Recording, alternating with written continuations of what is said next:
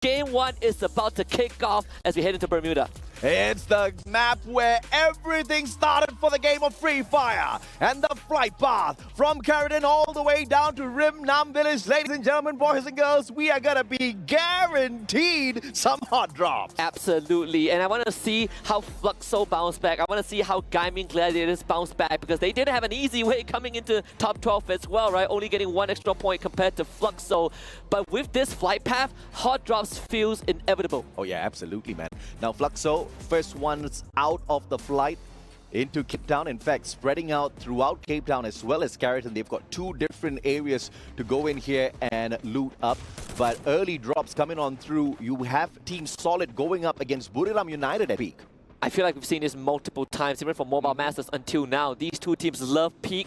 And Team Solid is a rematch, bro, from day 1. Absolutely. Team Solid is the only team that will constantly do this because they are that confident they could beat Buriram.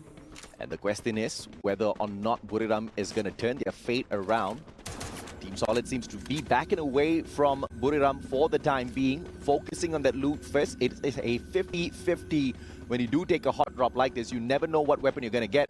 And this is exactly what we saw on that day 1. Solid backed away, Buriram rotated away. This was exactly where that showdown happened. And right after Team Solid managed to pick up all of the loot that they were looking for, they got those guns, they went in there for the snuff. Team Loud, on the other hand, a little bit of trouble here. Kawan down already, but they did manage to trade out Proc 7. I mean, it's still a 1-4-2. Not that worth for Loud. Losing Kawan and Yago in the same span, and there's not really much space for them to work with. They rotate out of Catalyst. Well, not much, but no vending machine, so Yago has to go to the graveyard. At least, well, Lost getting that revived in the meantime, but BRU and Team Solid, so disciplined in their approach. Absolutely, man, and I'm a little worried for Buriram here because we saw how that slow and steady pace for Team Solid just got them that solid victory over them on the day 1 of the group stages. Nobody expected Buriram to get snuffed out in that way. Starting things off with a decent grenade. Jonah responds with a cluster of his own. Moshi Wasana, they move on in for the ambush. The backup is there from Jonah as well. Bison in hand as Moshi awaits. But Team Solid responds with the grenades, forcing them away once again. Very, very good peel from Team Solid, making sure that they don't let BRU dictate the pace of the fight, but now it's Team Solid's turn to go on the offense. BRU, they're all around the corner, sticking together. Nick 7 to be gunned down by Jonah, and BRU finds the opportunity for Tatu 13 with the backup. Good glue wall from BRU to separate the battlefield as Jonah finds the first elimination of this fight. Yeah, many Mag 7s out there on the battlefield being used. The Trogon not in action just yet. Waka has got a medkit to work with. Tatu, full health, he can engage, but needs to wait for Trap 7 as well. It's all about the timing and recovery here for Team Solid, and they do not want to take a lot of risk. They back away for the time being. I love the decision for Team Solid, noticing when it is appropriate to call it quits, but they still need to break by distance. So Guasha already down. Jonah not relenting on his pursuit. The rest of BRU wants to make a statement once and for all that peak belongs to BRU. Well, it's just point rush, so if they fail today, they can try again tomorrow. This is a preview of the grand finals. The 12 teams you see here, you will see tomorrow as well. Mistakes can be recovered. Of course, you do throw away a couple of very important rush points. Those bonus points will definitely make a huge difference. If we do have another tiebreaker, Diu, unfortunate, down very early, does not have that sniper in hand to dance around. Cypher with Rogon on the other hand, backing up Caramel. Backs away, taking away lives from PE Esports. Unfortunate for the Vietnamese squad, but at the vending machine, LBT buys back Wang An. That's his insurance for him to run away in the meantime. And Huang An will decide to fly towards Factory, which is currently unoccupied. So good spot for PE Esports to find that safe haven and reset for the upcoming skirmishes. But that means Clock Tower falls into the hands of AG Global. They can stay there for as long as they want and even get a chance to gatekeep RRQ Kazu if RRQ decides to go that way.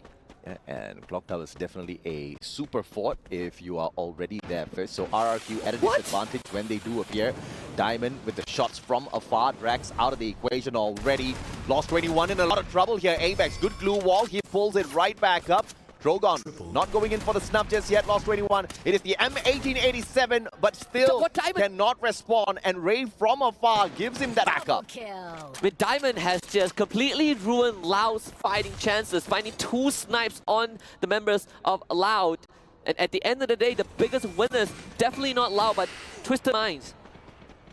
Twisted Mind circling on, and they are bound to meet up with the players of Esports Divine right here at Shipyard. The blue zone not going to hurt them all that too much. It's just the first zone, so they can still skirt around outside. In the meantime, Esports Divine, noticing the presence of Twisted Minds, slowly back away, leaving G'day all on his own, and that's going to be the sacrificial lamb. And Netju's Miners spotting out a couple of engagements, actually moving on in to gatekeep Twisted Minds.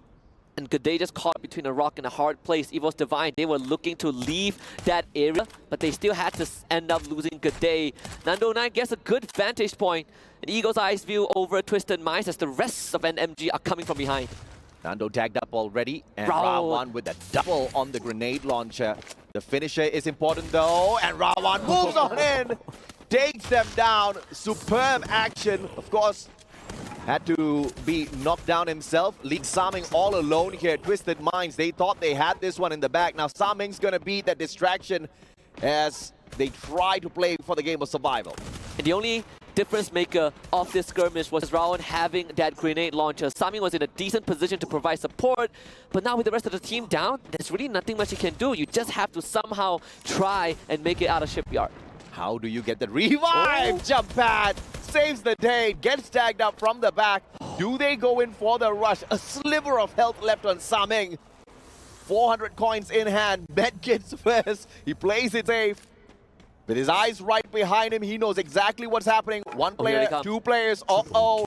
This is about to be the end for Twisted Minds. If Saming does not find a couple of extra coins to buy back at least one player, this is all over for game one for them. And we see a 1v3 clutch from Saming. Retired him. Well, no choice. No chance at all. Round 7, single-handedly wiping out Twisted Minds. They saw the opportunity, they grabbed it for themselves. It was Twisted Minds initially that took advantage of the engagement between Loud and Esports Divine. But Netju's Miners, literally hearing those gunshots, went out there fishing and they caught themselves a big fish. Falcons, on the other hand, will run into RRQ. Kazu on fire with the first drop. And yesterday he has been on point with his performance, and it seems like he's not slowing down at all. Dudes to go down, and again is on fire to deliver. A little bit of a slower pace here for RRQ. They back away first, only to purchase their player back. That's that insurance policy in case things do go a tad bit sour here, as Falcons slowly circle around looking for a Beihai, the final player who's been left behind as distraction, as the rest of the players from the side of RRQ back away from this compound. On Fire still hasn't spotted anyone just yet, but it's just a matter of time. One of my personal MVPs of Team Falcons and Beihai. He's probably going to make it out of this, right? There's a vending machine in front of him, so if he just be a bit more patient, he might get his whole team back. Gaming Gladiators will have to face up against Luxo, the bottom two teams at the end of the knockout stage, at least when we talk about top 12. Two of them have been struggling the entire knockout stage, and now they have to face off against each other. Yep, great Riptide rhythm to force away Gaming Gladiators from their defensive spots, and now Butts in right in front of him. Chrono drop. 18 Dia using that Chrono, bobbing in and out with those shots of the Drogon. Grenade charged up by Bobs. It's all about the timing as Raz gets put down on the ground, but Sid circles on out. This Drogon just cannot find that perfect knocks, and he instead gets knocked down by Colchio. Yeah, actually a pickup onto Butsin. Jiu taking that risk. 18 Dia will eliminate Butsin. Bobs also goes down on the ground, and Jiu is just on paramedic mission while also having to deal with the rest of Gaming Gladiators. They finally took out 18 Dia, the star boy of the Indonesian squad. Jiu around the corner finds Kuchil. Fluxo might have a chance. Jiu does not land the finishing blow. MT7 on top of this bridge could not find the angle to provide support. Takes the portal, and she decides against it. Okay, I thought he was literally going to get right into the battle. Wait, he's going in for the pickup onto Jiu. He does have that good glue wall. Gleam circles around. Another glue wall from MT7, and he responds with a VSS. Now it's a 2v1. The tables have been turned. Gaming Gladiators in a lot of trouble. Only one left for GG.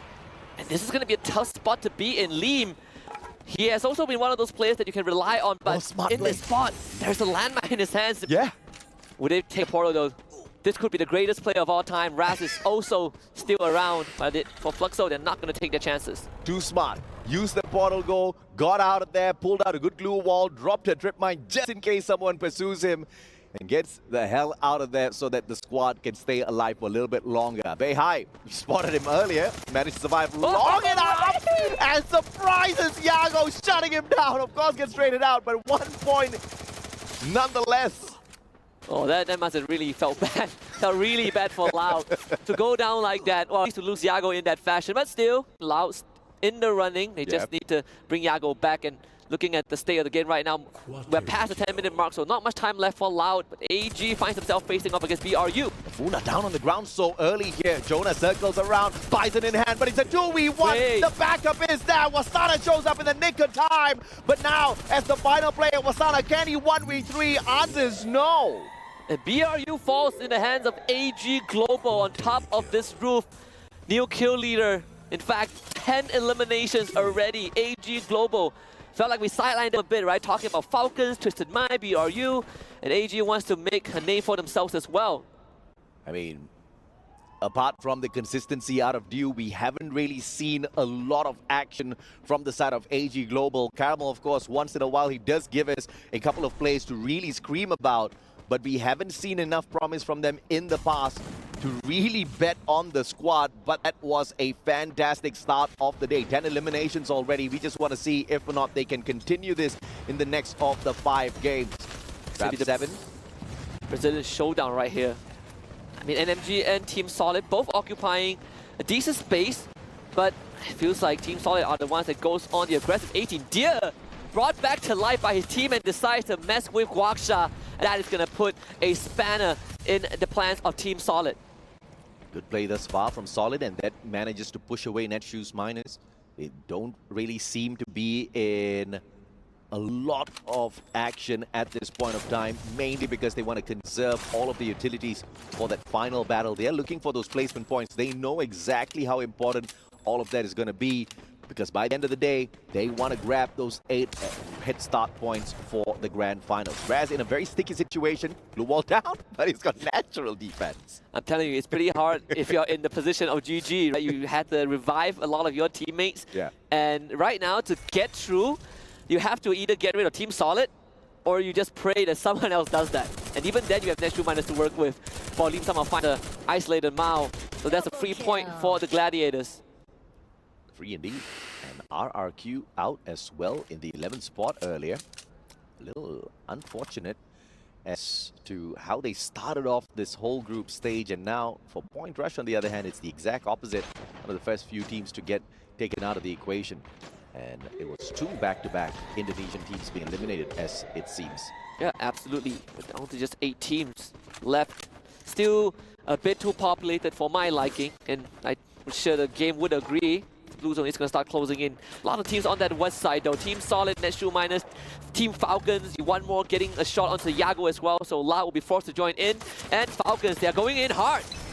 Hard indeed. Peter down on the ground already. Chrono is there, but on fire. Backs away. Drogon in hand. Tracked in by Drax. A double glue wall into the house. Beats Kawan on the opposite side. Still taken out. Amazing pincer by Loud. I'm telling you, that was the mission impossible by Team Falcons. The fact that they made that play is a show of confidence. Maybe Coscu can bring it back for them, but not able to confirm that elimination spells impending doom. And now Coscu thinks about going for that CQC, and even then it doesn't feel like it's workable. Loud, they are disengaging. Yep, one more outside the circle. He's going to take a lot of damage from the blue zone, and he catches up with Coscu, but a little bit too late. Shut down. One more sprayed down by Drax, leaving Coscu all alone, and he's going to take the blue damage.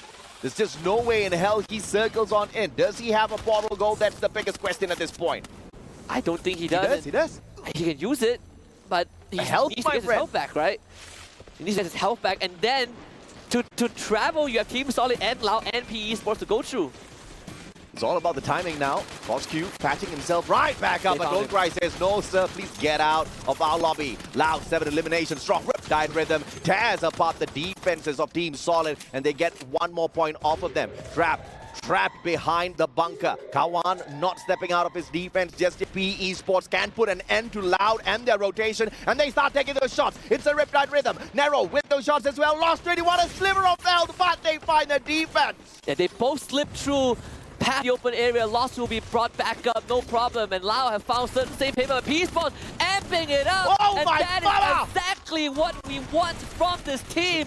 Do not let your enemies take more than what they deserve. Lost 21 on the run, but PE Sports were the ones that find their way. This is exactly what we were talking about, Husky. You cannot sleep on the Vietnamese squad. PE Sports is not just here to play, they're here to dominate. Great usage of that portal goal. They rotate around. Now Fluxo is the threat. And a double nade from the Trogon, courtesy of GU. Bye-bye net shoes. You can mine in the next game.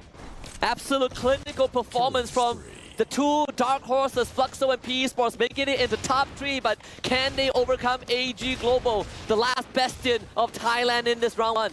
AG, the team that wiped the floor with Buriram, Riptide Rhythm, will force PE Sports to find a reposition. Now puts them in the perfect distance to take the fight up against AG. They've got the vantage point as well. Glue wall melters all around them. Riptide Rhythm not needed just yet, but they're taking the fight straight up. There's the chrono, and that will block out a couple of defensive points. LBT on that left-hand side, the flank, but he can't seem to connect. 79 HP, a sliver of health, but he's still sad. I mean, Fluxo have the best possible chance of winning this one. Bobs even lets a grenade, Riptide Rhythm from afar. Fluxo cleaning up the battlefield, and this is what we call recovery.